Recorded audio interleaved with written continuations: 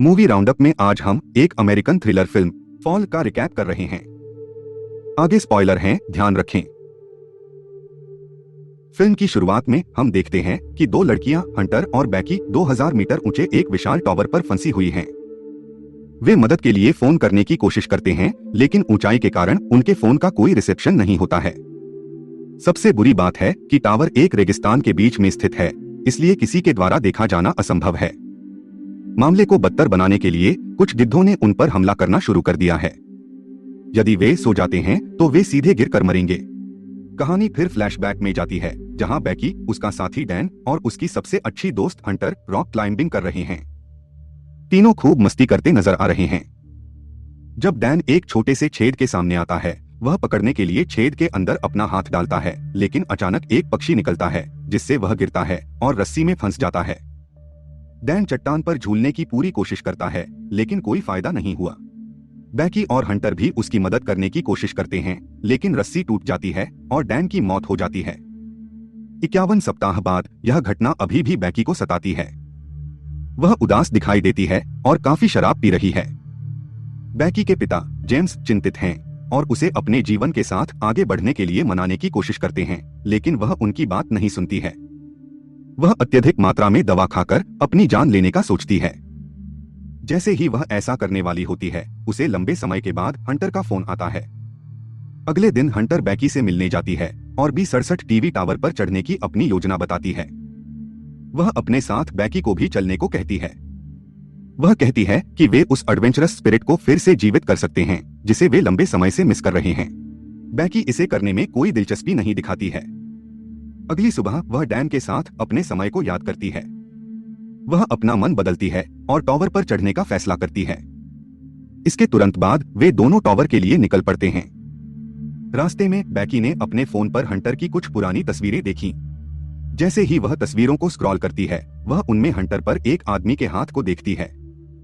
बैकी उस आदमी के बारे में पूछती है, लेकिन हंटर कुछ नहीं बताती। तभी बैकी को उसके पिता का फोन आता है, लेकिन वह जवाब नहीं देती। एक लंबी ड्राइव के बाद वे रात बिताने के लिए एक मोटल में रुकते हैं।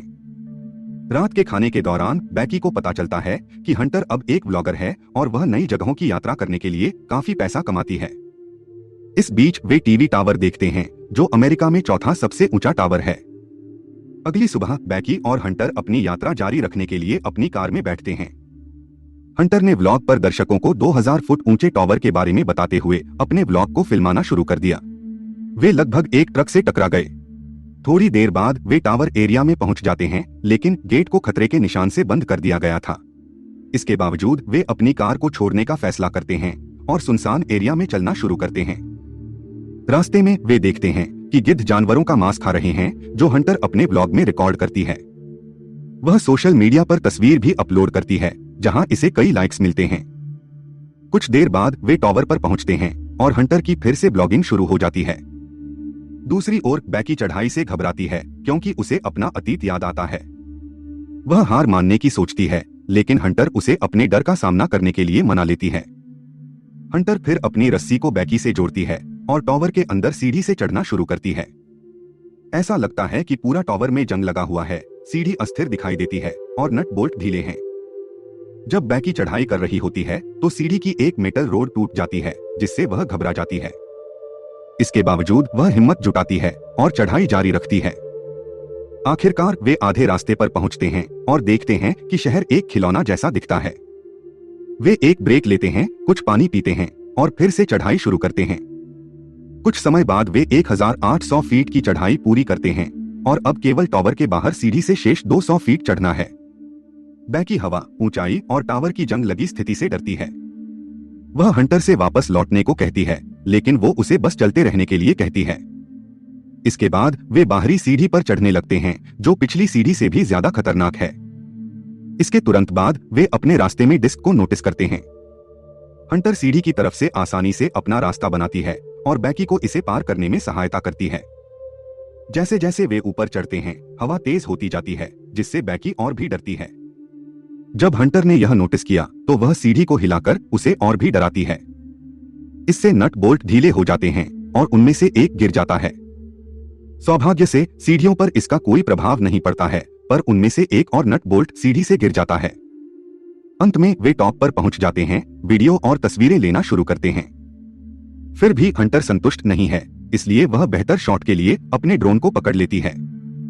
इसके तुरंत बाद उसने बैकी को ड्रोन का कंट्रोल दिया और पॉपुलैरिटी के लिए खुद को टावर की कगार से लटका लिया। वह फिर बैकी को भी ऐसा ही करने को कहती है। जब बैकी यह सुनती है तो वह चौंक जाती है और ऐसा करने से मना करती है। हंटर उसे मना लेती है, यह दावा करते हुए कि उसके लिए उसके डर को दूर करने का यही एक तरीका है।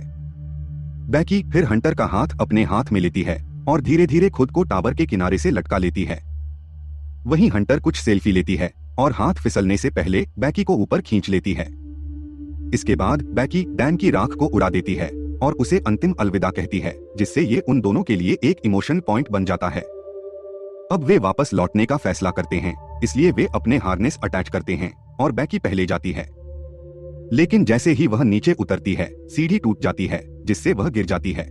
सौभाग्य से हंटर रस्सी पकड़ लेती है और बैकी को ऊपर खींचने में सफल होती है। इस अनुभव के बाद वे दोनों पागलों की तरह हंसते हैं। हालांकि जब वे देखते हैं कि सीढ़ियां अब नहीं हैं, तो उनकी हंसी फीकी पड़ जाती है। वे अपना फोन चेक करते हैं, लेकिन उसमें कोई सिग्नल नहीं है। उन्होंने यह भी देखा कि उनका पानी और सामान वाला बैग डिस्क पर गिर गया है। टावर में दूरबीन और एक फ्लेयर हैं, लेकिन उस समय वे बेकार हैं। बैकी घबराती है, लेकिन हंटर यह कहकर उसे शांत करती है कि सीढ़ी गिरने की आवाज किसी ने सुनी होगी।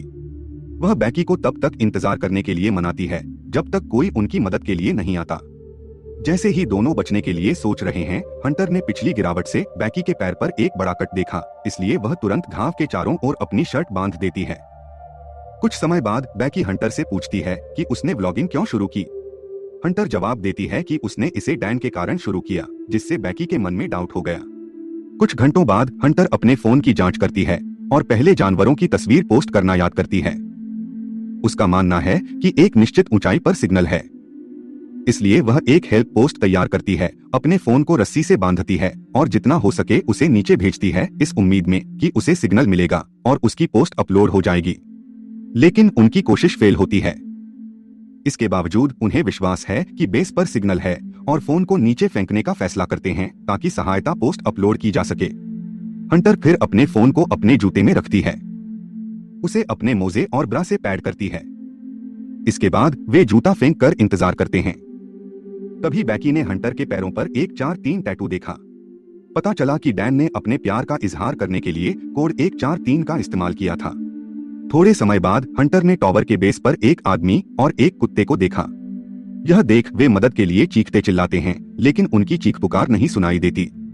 हम देखते हैं कि हंटर का फोन नष्ट हो गया है और उनकी योजना फेल हो गई है। जैसे ही वह आदमी जाने के लिए तैयार होता है, बैकी उस आदमी का ध्यान आकर्षित करने के लिए अपने दोनों जूते फेंक देती है, लेकिन कोई फायदा नहीं हुआ।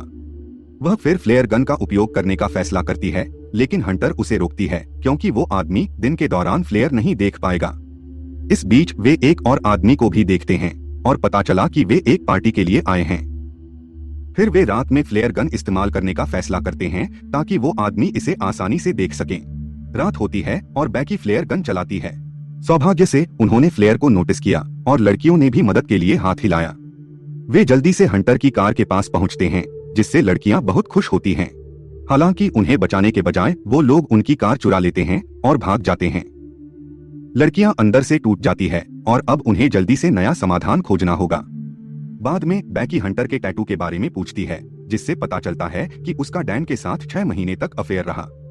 फिर हंटर इस बड़ी गलती करने के लिए बैकी से माफी मांगती है। वह दावा करती है कि वह डैन के प्रति आकर्षित थी क्योंकि अन्य पुरुषों से उल्ट वह उसकी बात सुनता था। वह उससे प्यार करती थी, लेकिन वह बैकी से ज्यादा प्यार करती थी और इसके रहते उसने उनका अफेयर खत्म कर दिया। बैकी निराश है कि उसके अपने दोस्त और साथी ने उसे धोखा दिया था। अगली सुबह बैकी का फोन अलार्म बजता है, जिसका मतलब है कि हंटर के फोन को फेंके 24 घंटे हो चुके हैं। चूंकि वे बहुत प्यासे हैं, हंटर अपना बैग लेने के लिए डिस्क पर नीचे जाने का फैसला करती है। वह रस्सी के एक सिरे को मीनार से और दूसरे सिरे को अपने शरीर से बांधती है। वह फिर नीचे उतरती है, लेकिन फिर भी डिस्क तक नहीं पहुंच पाती। अब कोई चारा नहीं बचा। हंटर अपना हार्नेस खोलती है, एक हाथ से रस्सी पर लटकती है और डिस्क की ओर झूलती है। वह बैग निकालती है और उसमें से कुछ पानी पीती है। फिर वह अपनी सेल्फी स्टिक का उपयोग करते हुए बैग को रस्सी पर टिका देती है और उस पर कूद जाती है। इसके बाद बैकी रस्सी खींचती है जबकि हंटर ऊपर चढ़ती है। वह टॉप पर पहुंचने वाली है लेकिन उसके हाथ फिसलते हैं और वह गिर जाती है। बैकी के दिल की धड़कन रुक जाती है और जब वह नीचे देखती है तो हंटर को अभी भी बैग पकड़े देखकर उसे राहत मिलती है। हंटर का हाथ घायल हो गया है, इसलिए बैकी उसे ऊपर खींचने के लिए अपनी पूरी ताकत लगाती है। थोड़ी देर बाद बैकी एक सहायता नोट लिखती है, इसे अपने ड्रोन से जोड़ती है और इसे मोटल में भेजने का फैसला करती है। दुर्भाग्य से ड्रोन दूर यात्रा नहीं कर सकता क्योंकि इसकी बैटरी कम है, जिससे उन्हें इसे वापस लाने के लिए मजबूर होना पड़ रहा है। एक बार और असफल होने के बाद वे फिर से निराश होते हैं। उस रात बैकी को एक भयानक सपना आता है कि गिद्ध हंटर के शरीर को खा रहे हैं। वह तुरंत उठती है और पता चला कि यह सिर्फ एक बुरा सपना था। अगली सुबह बैकी को पता चला कि वे टॉवर की रोशनी का उपयोग करते हुए ड्रोन को चार्ज कर सकते हैं। वह फिर पोल पर चढ़ती है और ड्रोन चार्जर में प्लग लगाती है, लेकिन यह बहुत ढीला है। नतीजतन उसे चार्जर को तब तक पकड़ना पड़ता है जब तक कि वह पूरी तरह से चार्ज न हो जाए। भीषण गर्मी और आसपास के गिद्धों के लगातार हमलों के बीच वह दृढ़ रहती है, लेकिन इस दौरान वह बैग को टॉवर से नीचे गिरा देती है। थोड़ी देर बाद ड्रोन पूरी तरह से चार्ज हो जाता है और बैकी नीचे उतरती है।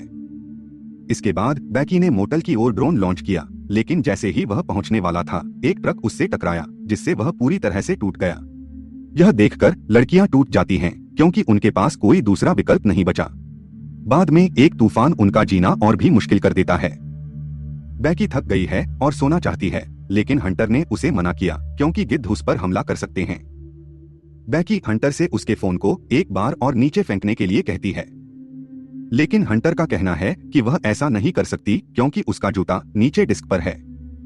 यहाँ पता चला कि हंटर पिछली गिरावट के दौरान बैग को पकड़ नहीं सकी। इसके बजाय वह डिस्क पर गिर गई और मर गई। बैकी ने बस बैग उठाया और तब से अकेले रह रही है। अफसोस की बात है कि वह हर समय हंटर की उपस्थिति का भ्रम करती रही है। रात में बैकी तूफान से बचने में सफल हो जाती है। वह अपने पिता के लिए एक वीडियो मैसेज भी रिकॉर्ड करती है जिसमें वह घर लौटना चाहती है। कहीं और जेम्स भी उसके लिए चिंतित है। अगले दिन गिद्ध ने बैकी के घावों को खाना शुरू कर दिया। उसी समय बैकी गिद्ध को पकड़ लेती है और मेटल सरफेस पर उसका सिर मारती है, जिससे वह मर जाता है। वह जीवित रहने के लिए गिद्ध का मांस खाती है। अपने शरीर में कुछ एनर्जी पैदा करने पर वह खुद को रस्सी के साथ बांध लेती है और डिस्क पर कूद जाती है जहां हंटर का शरीर पड़ा है। इसके बाद वह जेम्स को एक मैसेज भेजती है और अपना फोन हंटर के जूते में रखती है। इस बार वह हंटर के शरीर के अंदर जूता डालती है और नीचे फेंक देती है। रात में जेम्स को मैसेज मिलता है और वो तुरंत 911 डायल करता है। वह टावर के पास जाता है और पुलिस को मृत शरीर के साथ देखता है। यह देखकर वह रोता है, सोचता है कि वो बैकी का शरीर है, लेकिन जल्द ही अपनी बेटी को जिंदा देख उसे राहत मिली। अंत में पिता और बेटी रोते हुए फिर से मिलते हैं। फिल्म यहीं समाप्त होती है। देखने के लिए धन्यवाद। कृपया हमारे चैनल को लाइक, कमेंट, शेयर और सब्सक्राइब करें। जल्दी फिर मिलते हैं।